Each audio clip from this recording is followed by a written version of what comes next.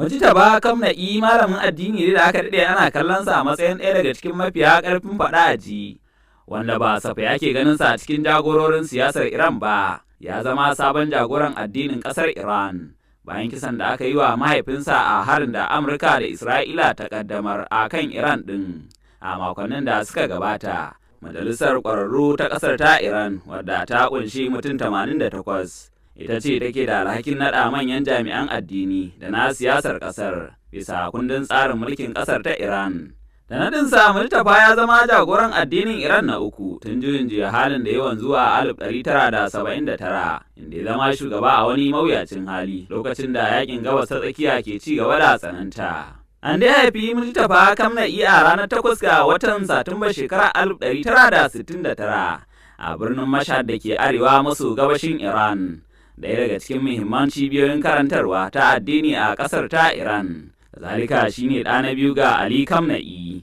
wanda ya yi mulki a matsayin jagoran addini daga shekarar 1989 zuwa lokacin da aka kashe shi a waɗansu har-hare da ƙasar Amurka da Isra'ila suka ƙaddamar. Da yake ya taso cikin wani yanayi, Mujtaba ya shaida yadda mahaifinsa ya yi tasiri a matsayin muhimmin mutum a ƙasar ta Iran, inda kuma daga baya ya zama shugaban ƙasar ta Iran kafin ya kama aiki a matsayin jagoran addinin Iran. Dangane da iyali kuwa, Mujtaba Ali Kamna'i ya auri Zahra Adil, ya ga Gulam Ali Adil, wani fitaccen ɗan siyasa mai ra'ayin 'yan mazan jiya kuma tsohon shugaban majalisar dokoki wanda a halin yanzu yana jagoranta ɗaya daga cikin manyan cibiyoyin al'adun Iran. Matar tasa Zahra na ɗaya daga cikin waɗanda aka kashe a harin da Isra'ila da ƙasar Amurka suka ƙaddamar, wanda ya afkawa harabar gidan iyalan Kamna'i a babban birnin ƙasar wato Tehran. Harin kenan da Mujtaba Kamna'i ya tsira daga shi, to sai dai ya rasa wasu daga cikin 'yan uwansa da suka haɗar da mijin 'yar uwarsa da kuma 'ya'yan 'yan uwansa.